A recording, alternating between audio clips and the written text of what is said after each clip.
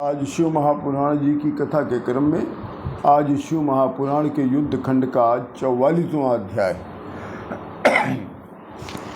इस अध्याय का नाम है अंधक को पितृराज्य की प्राप्ति और पार्वती के निमित्त शिव के प्रति दूत भेजना। ये अध्याय बड़ा होने के कारण हम आपको आज रात में पहला भाग सुनाएंगे और कल प्रातः दूसरा भाग। आज के इस भाग में हम आपको बताएंगे कि अंधक को पितृराज्य की प्राप्ति कैसे हुई। एक समय हिरण्याक्ष का पुत्र अंधक अपने भाइयों के साथ खेल रहा था। तभी उसके भाइयों ने कहा अंधक से कि हे अंधक, तुम राज्य लेकर क्या करोगे? तुम्हारा पिता जो हिरण्याक्ष था वो निश्चय ही बड़ा मूर्ख था, जो इतनी घोर तपस्या करने के उपरांत शिव जी को प्रसन्न करके तुम्हारे जैसा कलह प्रिया और अंधा विकृत कुरूप पुत्र को प्राप्त किया। अंधे होने के कारण तुम राज्य के तो भागीदार हो गए नहीं। भला कहीं दूसरे से उत्पन्न पुत्र राज्य का अधिकारी कैसे हो सकता है, जबकि राज्य का अधिकार केवल हम लोगों को ही प्राप्त होना चाहिए। अपने भाइयों की बातें सुनकर अंधक रोता हुआ वन में चला गया और एक पैर से खड़ा होकर दोनों हाथ ऊपर उठाकर देवता और राक्षसों से जीतने के लिए 10,000 वर्षों तक वो तपस्या करने लग गया। अग्नि जलाकर शस्त्र से अपने शरीर का मांस काट काट कर उस मांस से वो हवन भी करता था। मतलब इतनी कठिन तपस्या कि एक तो 10,000 वर्ष किया उसने और एक पैर से खड़ा होकर किया, दोनों हाथ ऊपर उठाकर किया और उसके बाद अपने ही हाथ से अपने ही शरीर के मांस को काटकर उससे हवन करता था। इस प्रकार उसके शरीर में केवल मात्र हड्डी ही बची थी। फिर उसने अपने शरीर को जलाने का मन बना लिया कि अब हमारे इस शरीर का क्या लाभ, चलो अब इसको भी हवन में सौंप दिया जाए। तब ब्रह्मा जी को प्रकट होना पड़ गया। ब्रह्मा जी प्रकट होकर कहते हैं कि हे दानव, इस लोक में जो सबके लिए अप्राप्य है और जिस प्राप्ति के लिए तुम तपस्या कर रहे हो वो दुर्लभ वर मुझसे मांगो। तब अंधक ने हाथ जोड़कर प्रणाम करके कहा, हे ब्रह्मा जी, इस निष्ठुर और जैसे प्रहलाद आदि भाइयों ने मेरा राज्य छीन लिया और वो हमारे भृत्य हों। जब अंधे को नेत्र प्राप्त हो जाए और इंद्रादि देवता मेरे वशवर्ती हो, ऐसा वरदान मुझे प्रदान करिए।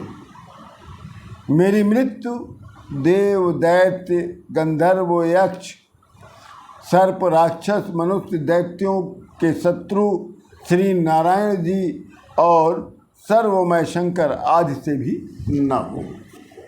तब ब्रह्मा जी कहते हैं कि हे अंधक, तुम्हारा मैंने तो सारा मनोरथ पूर्ण कर दिया, परंतु मृत्यु के लिए कोई न कोई का वरण तो करना ही होगा, क्योंकि ये जगत जो है,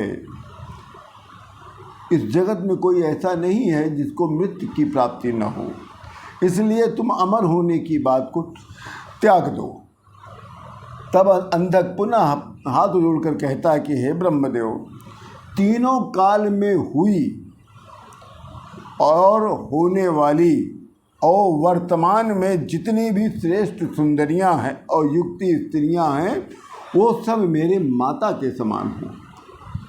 और हे ब्रह्मदेव, जो तीनों लोकों के लिए मन वाणी शरीर से सर्वथा अप्राप्य हो, जब मैं इस प्रकार की स्त्री की कामना करूं तभी मुझे मृत्यु की प्राप्ति हो।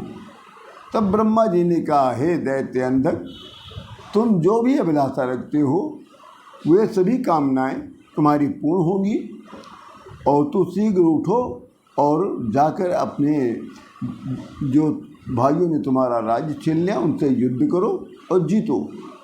फिर अंधक ने हाथ जोड़कर कहा, हे ब्रह्मा जी, मैं इस निर्बल शरीर से शत्रुओं से कैसे युद्ध कर सकता हूँ? वो तो प्रबल हैं, वो तगड़े हैं, सशस्त्र हैं, हष्टपुष्ट हैं। अतः आप मेरे इस निर्बल शरीर को आप अपने हाथों के द्वारा स्पर्श करके इसे हष्टपुष्ट कर दीजिए। तब ब्रह्मा जी ने दैत्य अंधक के शरीर को स्पर्श किया है। वैसे ही अंधक परिपुष्ट, बलशाली हो गया, शक्तिशाली हो गया और अंधक को नेत्र भी प्राप्त हो गया।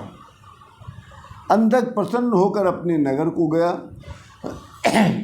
जब सबको ये पता चला कि अंधक को ब्रह्मा जी के द्वारा वरदान की प्राप्ति हो गई है और उसे नेत्र की भी प्राप्ति हो गई है और वो हष्ट पुष्ट हो गया है, तो सभी लोग उसके शरणागत हो गए।